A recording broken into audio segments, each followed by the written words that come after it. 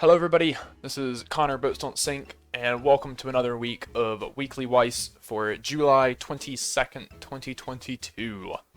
So this week we've actually had some great news and some confusing, if not questionable news, following in the theme of always getting news updates on the day that I record this. But today we're going to talk about a awesome new card revealed, kind of revealed for Attack on Titan. That's going to give us a little more insight into the set. The Bushiroad English Conference Summer 2022, which is what everyone's really here for. And a update to the comprehensive rules that is happening in Japanese on August 1st. And currently has no announcement for English, but maybe. We'll see. Probably coming soon. But first off, this card for Attack on Titan. For anyone from Bushiroad watching this, I apologize for spoiling your surprise. I found this on accident, and it has since been removed from where I found it. But, yeah, Attack on Titan card. It's a promo. It's an Aaron Titan 1-0, 4K. Gains 2K if all your characters are Eldian or Core. That's sort of the big part here. And on attack, you can, if there's a climax in play, you can pay 1, gain a level, twin drive. The big thing about this is that it has 3 traits. It's Eldian, Titan, and Core. Which, since this is a promo, this doesn't give us a whole lot of insight into the set. We still don't know how much Core is going to feature in the booster itself. But this means that it is something they're at least still supporting with promos. Obviously, we see Eldian, Titan, and Core here, which means it looks like they're trying to support both the new deck, the Eldian deck, and the old stuff with Core at the same time. So there's at least some appearance that we might be getting support for the old stuff in the new set, like to a degree that's actually meaningful, which I'm pretty excited about. I think that's pretty awesome. If you want to see more cool stuff like this when I find it, you should follow me on Twitter, because that's where I post stuff like this on days that aren't Friday. And on Twitter you can also get awesome predictions from me about stuff like the Bushiroad English Conference reveals. Speaking of Bushiroad English Conference, it happened on Wednesday night or Thursday, depending on where you live in the world. And we got some pretty exciting announcements. One thing, most of it was pretty, like, not surprising at all. It was sets that were pretty obvious, and, like, dates for stuff. But the big announcement was honestly pretty exciting. We'll get to that in a second. First off, we got a date for 7 Deadly Sins Revival of the Commandments. It's coming out in December. Today, actually, they tweeted out updated the product page and tweeted out pre-orders and stuff for the actual release date, which is December 16th. So, middle-ish of December. It means we're probably only getting one set in December. I can't imagine they're going to fit something else if that's on the 16th. But yeah, pretty excited for this set. It has 6 SPs. 3 of them have signatures. Those are going to be Elizabeth, Diane, I think, and Escanor. So everyone that loves Escanor, applause. We get Escanor sign. And the other 3 SPs are just going to be stamped like the Bon and Hawk were in set 1, most likely. There's also a new rarity, Deadly Sin rare. There are going to be 7 of those. We don't know anything else about them. 4 triple Rs is kind of disappointing. First set only had 4 triple Rs, and it meant that climaxes like the 1-0 Elizabeth climax just didn't get to come foil, which was not great. So we'll probably have that problem again. But 30 SRs, meaning we shouldn't have the issue of half of the double rares not coming foil, and max rarity decks looking terrible. So, really excited about 7 Deadly Sins. Really excited to see what they're going to do with the Deadly Sin rares to make those look cool. Then we got our first 2 new set announcements. So these corresponded to the first 2 hints they gave out. The first hint being related to love. So, obviously, we're getting Kaguya-sama Love is War Season 2. This just released in Japanese, and I assume we'll probably be getting it in January, based off of, you know, what our current release schedule looks like. Really cool set, really goes deep on the event theme. The first set, like, kind of had, but not super deep. This goes really deep on the event theme. Really cool set. Excited to see what that's going to do in English. And the second announcement, with the hint of a date, it's like a perfect day for a date or something, Date Alive Volume 2, which is Data Live Seasons 2 and 3. This currently has not yet released in Japanese, but is in the process of getting card reveals through Card of the Day right now. Set is looking really cool. A lot of support for cards from Set 1 to sort of build upon themes that weren't completely explored. And a lot of just new stuff that looks like it's going to make some cool new decks. So whether you have Set 1 or not, you can jump into this deck and probably have something really cool to play. And it looks like they're kind of like moving away from the standby stuff with, you know, Data Bullet didn't have any standby support really, and Data Live Set 1 standby was what got that set restricted. So it does look like they've been moving away from that a little bit, but really cool stuff in the set. Excited for that. But what we're all really here for was the announcement of a new English original. So this will probably come out next summer. They tend to announce these pretty far in advance. This is probably like the most hype one we've gotten yet, I think.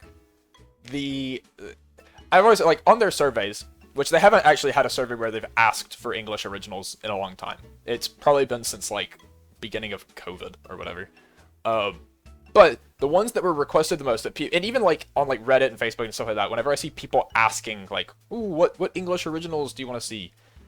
There's always 3 answers that stand out above the rest. Ruby, Avatar: The Last Airbender, and Full Metal Alchemist. Now, obviously, last December, we got Ruby. They listened. They listened to the people, and they went to Rooster Teeth, and they got Ruby. And it ended up being one of their best-selling sets ever. At that point in time when it released, Quintuplets had been #1 for the best-selling English set, and Ruby took the #2 spot. Now, obviously, that's changed since with Prime Mushoku Tensei and Hololive. But for an English original to be that successful was kind of unprecedented, because a lot of the others had sold, you know, not amazing. But, you know, they saw that, they learned from it, obviously. And now we're getting another one of those very heavily requested sets. They have listened to the people. We're getting Avatar: The Last Airbender, which, you know, everyone I know went crazy over this. Who doesn't love this show? Is anime? Is it an anime? Is it a cartoon? Who knows? It's in that perfect middle ground. It's got something for everyone, and it's a show that everyone loves. I've never met anyone that was like, yeah, I hate Avatar: The Last Airbender. So this is gonna be huge. This is gonna get a lot of people into the game that are just gonna see it and they're like, whoa, Avatar: The Last Airbender card game? Yes, sir. And we've got questionable art on Data Live cards at the same time. Why don't you come join? I'm excited for this. I know a lot of people that are gonna max rarity this. I'm also gonna be mad if this set comes out and they did not make the Aang deck, the 8 return trigger deck, with, like, bounce your opponent's character's airbending theme, right? Yeah, they gotta do it. They gotta do it. So, might be a little while before we see anything on that one, considering we're only, like, a month and a half out from Attack on Titan release, or 2 months out, and we've barely seen anything from that. So, might be a while before we see Avatar cards, but know that it's coming. Be excited for it. Start pre-ordering it. Last up, we have the comprehensive rules update. Japan posted this, you know, today. It's kind of interesting. They're changing the way that refresh works. So previously, reshuffle was an interrupt type rule action that happened when you ran out of cards in deck, and you would shuffle your waiting room. It would become your new deck, and you would gain 1 refresh point. Resolving refresh point was a check type rule action, so it couldn't interrupt things. You would, so like, say you had an effect that was like draw 3 cards, and you have 1 card in deck. You would draw the first card. Now you have no cards in deck. You shuffle. You do the reshuffle. You would gain a refresh point. Then you would draw the second card. Then you would draw the third card. And then you go back to a check timing now that you've finished the effect. And that's when your refresh point's going to resolve, and you're going to put the top card of your deck into your clock. Well, now they're changing that. Resolving refresh point is now no longer its own action. It is just part of reshuffling. So now, as soon as you run out of cards in your deck, you will shuffle your waiting room, it'll become your new deck, and you'll immediately put the top card of your deck into your clock. And then continue with whatever you were doing before. It has some, like, interaction implications. I know a lot of people are kind of mad about it because, you know, if you're like me and you've been playing the game for a decade, and you've got this, like, ingrained into your brain how a refresh works, and now they're changing it, yeah, obviously you're going to be a bit mad. But I think this is a lot more intuitive for new players coming in. And they probably made this change because of Weiss Schwarz Blau, with them trying to do the spin-off thing and, like, design the game again, basically. They probably realized this needs to be this way. It doesn't need to be this way, but it's a lot simpler this way. And that's, I mean, refresh questions are always, like, the most asked questions from new players. So I think this is great that they're making this a little more understandable, accessible, more intuitive. Currently, this is announced to go into effect August 1st in Japanese. English websites have said nothing about it. We don't have any announcement for this in English. We don't know. I mean, this might go into effect before BRO. We don't know. So I'll keep you guys updated on that. But for now, just know that this is on the horizon. And keep in mind that it might be coming soon. Yeah, that's about all I have to say. This doesn't affect anyone yet unless you, like, live in Japan or play Japanese format heavily, I guess. Which, I mean, if you're in North America, there's not a whole lot to do that with right now. But yeah, that's about it for this week. I know, I mean, Avatar is the big announcement this week. That's what everyone should be excited for. Thank you guys for watching. You can find me on Twitter at BoatsDon'tSink, where I will post stupid things and also predictions for new sets, and also give you guys whatever random cards I happen to find that Bushiroad didn't want you to see. And apart from that, you can check out our store on Iron City Games Facebook or ironcitygames.tcgplayerpro.com. We have playset pre-orders and sealed product pre-orders. We're trying to push that moving forward for people to get sealed product, and hopefully within the next day or two we'll have all of this new stuff that just got announced up for sealed product pre-order.